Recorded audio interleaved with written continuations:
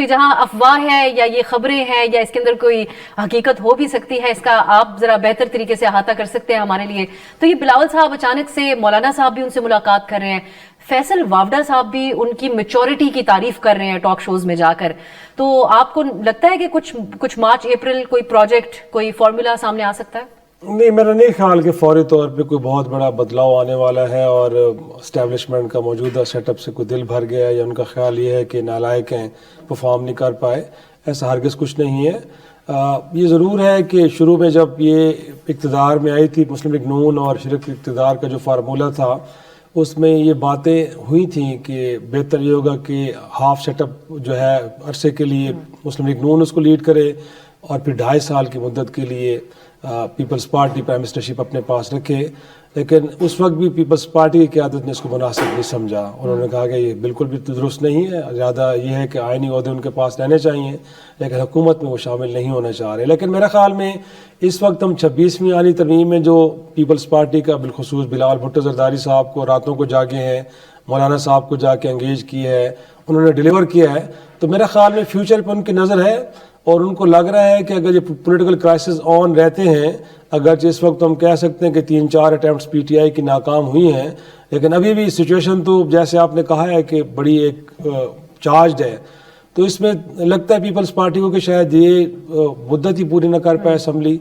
تو اس دوران وہ مختلف ایریاز میں اچھا پرفارم کریں تاکہ آنے والے سیٹ اپ کے لیے ان کے علاوہ کوئی چوائس باقی نہ رہے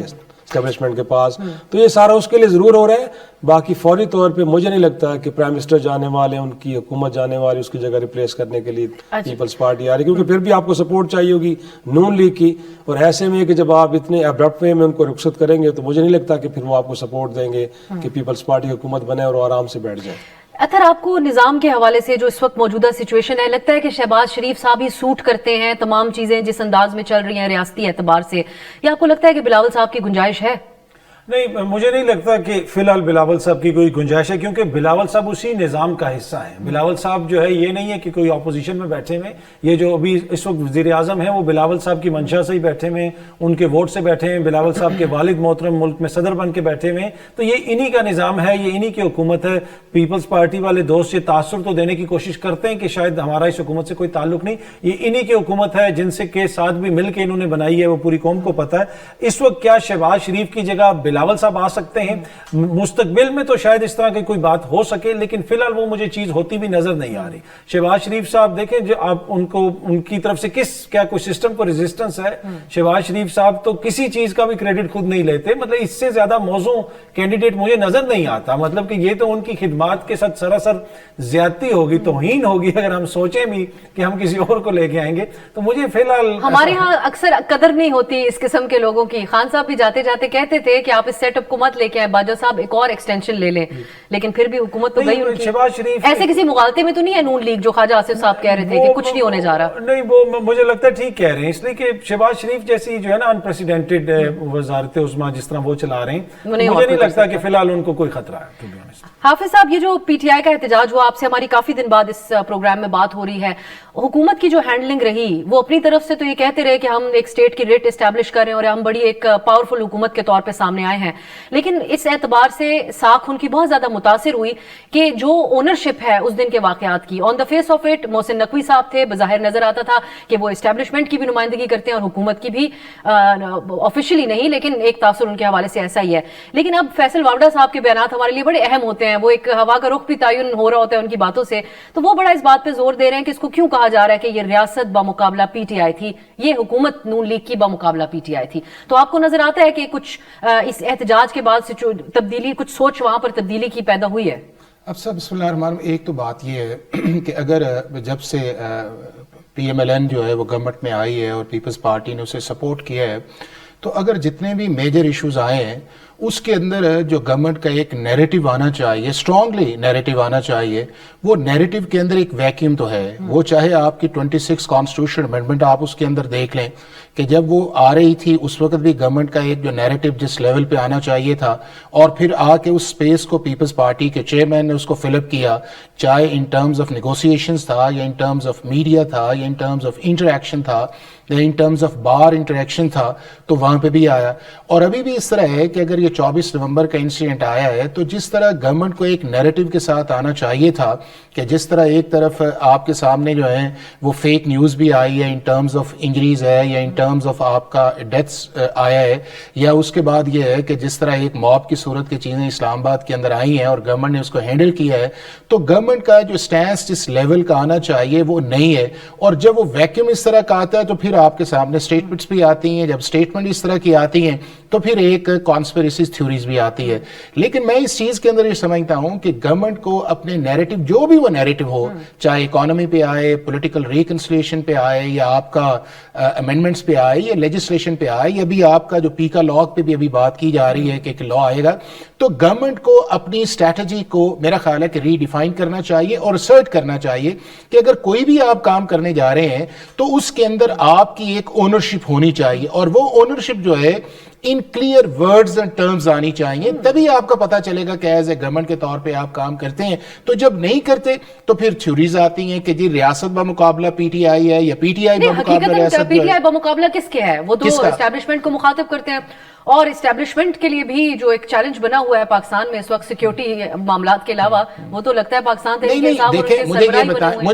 مجھے یہ بتائیں کہ جب بھی کوئی اپوزیشن کے اندر پارٹی آتی ہے اس کی جو پرائم ایریا ہوتا ہے وہ ہوتا ہے اسٹیبلشمنٹ. آپ یہ دیکھ لیں نا, چاہے پیپلز پارٹی کے مارچز اس ملک کے اندر آئے, یا میاں صاحب کے مارچز اس ملک کے اندر آئے, یا 14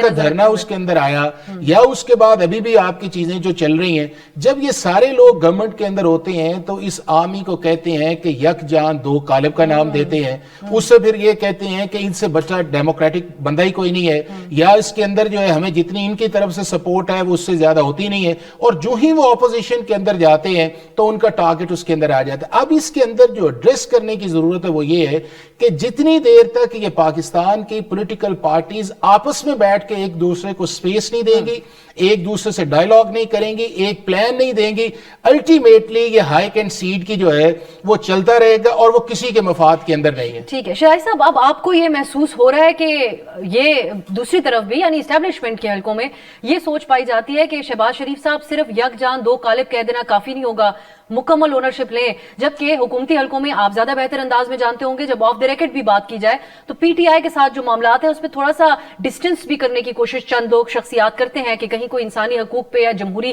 اقدار کے حوالے سے بات ہو رہی ہے تو وہ کہہ دیں گے کہ ان کا تو مسئلہ ہی اسٹیبلشمنٹ کے ساتھ ہے. سو یہاں پر آپ کو لگ رہا ہے کہ اب اس چیز کے اوپر ایمفیسائز کیا جا رہا ہے کہ آپ اونرشپ لیں تمام چیزوں کی؟ بالکل, اس میں تو کوئی شک نہیں ہے. یہ جو کرائسس اس وقت چل رہے ہیں, ایون کہ جو 24 نومبر کا دھرنا تھا اور وہ پھر 27 تک چلا, گویا کہ ہم تو اس وقت یہ بات کر رہے تھے کہ لگتا ہے کہ اس وقت اس ملک کے وزیر داخلہ بھی محسن نقوی ہیں, اس ملک کے پرائم منسٹر بھی محسن نقوی ہیں, اس ملک کے پریزیڈنٹ بھی محسن نقوی ہیں. گویا کہ محسن نقوی ہی سارے معاملات کو دیکھ رہا تھا, اور باقی دو بڑی جماعتیں کہ دیکھا جائے تو کولیشن پارٹنر ہیں, کوئی ایک شخص بھی آگے نہیں آیا. تو لگ رہا ہے کہ اتنے بڑے کرائسس بھی جب ہوں تو آپ کے ملک کا پرائم منسٹر اپنے بڑے بھائی کے ساتھ, بیلاروس کے صدر کے ساتھ مری میں بیٹھ کے خوش گپیاں کر رہے ہیں, یا باقی لوگ اپنے کاموں میں لگے ہوئے ہیں اور ملک جل رہا ہے, کسی کو پرواہ نہیں ہے. اس کے پیچھے میرے خیال میں جو سب سے بڑی وجہ ہے وہ افسا یہ ہے کہ لگتا یہ ہے اس وقت کی حکومت کو کہ سچویشن تو کہیں اور سے ڈرائیو ہو رہی ہے. ہمارا کام صرف آن دا فیس ہے, ہم نے ایک فلنگ ان دا بلینکس کی ہوئی ہیں جہاں پہ پرائم منسٹر ایک چاہیے, ملک کا ایک وزیر خارجہ چاہیے, ایک وزیر خزانہ چاہیے, تو جگہ میں دے دی گئی ہیں, بٹ چیزیں کہیں اور سے ہو رہی ہیں. تو جب کہیں اور سے ہو رہی ہیں تو معاملات کو بھی خود دیکھیں ان کو کیسے حل کرنا ہے. تو یہی وجہ ہے کہ اونرشپ نہیں لی جا رہی. یہ سب سے بڑا پرابلم ہے. اگر چیزیں ان کے اپنے ہاتھ میں ہوتی, آپ کو پتہ ہے کہ پی ٹی ایم کی سرکار کے دوران جب چیزوں کو وہ خود لے کے چل رہے تھے تو آپ کو دیکھا کہ پوری حکومت آپ کو ایکٹیو نظر آ رہی تھی. اور آپ کو یہ بھی یاد ہوگا رانا ثناء اللہ صاحب نے تنزیہ طور پہ ایک سوال کے جواب میں یہ بھی کہا تھا کہ اب آپ شکر کریں محسن نقوی صاحب وزیر اعظم نہیں بنا دیے گئے. بالکل ایسے ہے. تو میں سمجھتا ہوں کہ آج بھی میں آپ کے شو سے پہلے کسی ایک بڑے سینئر منسٹر کے ساتھ بیٹھا تھا, اور جو آپ نے بات کی ہے کہ بہت سارے اقدامات ایسے ہو رہے کہ جس سے وہ انکمفرٹیبل ہیں. خواجہ سعد رفیق نہیں, سٹنگ منسٹرز بھی بہت سارے ایسے ہیں کہ جن کو لگ رہا ہے کہ جو ایکشنز ہم لے رہے ہیں جن کی الٹیمیٹلی اونرشپ حکومت کے ہاتھ میں آ رہی ہے ایک طرح سے یا ان کے پلے پڑ رہے ہیں، ان کا خیال ہے کہ یہ درست نہیں ہے، یہ جمہوریت کے لیے بھی درست نہیں ہے، بحیثیت پارٹی ان کے لیے درست نہیں ہے، اس ملک کے لیے ٹھیک نہیں ہے، لیکن وہ بیچارے خاموش بیٹھے ہیں کیونکہ پرائم منسٹر جب آپ کا بیٹھ کے یہ کہے کہ جو کچھ کیا ہم نے کیا اور ملک کی اسٹیبلشمنٹ کی مدد سے کیا ہے، ان کی مدد کے بغیر ہو نہیں سکتا تھا، تو پھر باقی لوگ بیچارے خاموشی اختیار کر لیتے ہیں۔ اطہر، اب آج کی تاریخ میں بھی ہم یہ بات کہہ سکتے ہیں کہ حکومتی حلقوں کے اندر اس بات کے اوپر ایک انسیکیورٹی پائی جاتی ہوگی کہ کہیں پی ٹی آئی کے ساتھ کوئی معاملات طے ہو نہ جائیں، یا پھر یہ جو احتجاج ہوا اس کے بعد اب اس کے چانسز پی ٹی آئی کے لیے بالکل ختم ہو چکے ہیں، اسٹیبلشمنٹ اور پی ٹی آئی کے درمیان معاملات سلجھنے کی ہم بات کریں۔ دیکھیں فی الحال تو مجھے اسٹیبلشمنٹ اور پی ٹی اے کے درمیان تعلقات بہتر ہوتے ہوئے نظر نہیں آ رہے، اس کی کوئی ہمیں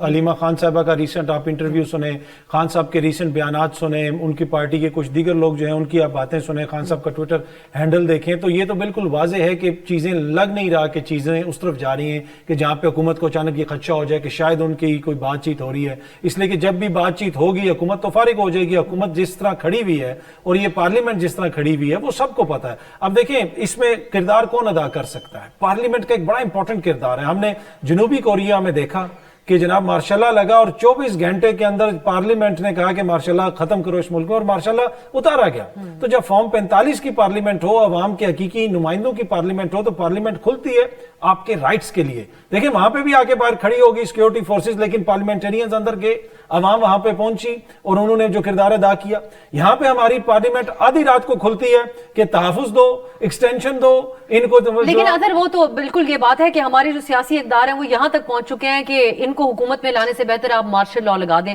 ایسے تو خود ہی دعوت دیتے رہے ہیں ہمارے سیاستدان بڑے بڑے۔ سیاستدان تو ایشو نہیں ہے نا جی، جو مرضی کہتے رہے، لیکن جو حکومت میں آ کے لوگ اس طرح کی بات کرتے ہیں نا، لیکن پارلیمنٹ کا کردار ہوتا ہے۔ وہاں پہ بھی تو جنوبی کوریا میں بھی تو صدر بیٹھا ہے نا، وہ بھی سیاستدان ہے، اس نے اپوزیشن پہ الزام لگایا وہی جو یہ لگاتے ہیں اینٹی اسٹیٹ، انہوں نے کہا ریاست مخالف ہے اپوزیشن، لہٰذا میں مارشاء اللہ لگا رہا ہوں۔ ادھر بھی یہی کہتے ہیں، تو سیاستدانوں کی تو ہر جگہ پہ اسی طرح کا موقف ہوتا ہے، لیکن جو جمہوری ادارے ہوتے ہیں، چاہے وہ پارلیمنٹ ہو چاہے وہ الیکشن کمیشن ہو، اس کا جو کردار ہوتا ہے وہ پھر آپ کو سیٹ کرتا ہے کہ ملک کس طرف چلے گا، اس کی سمت کس طرح۔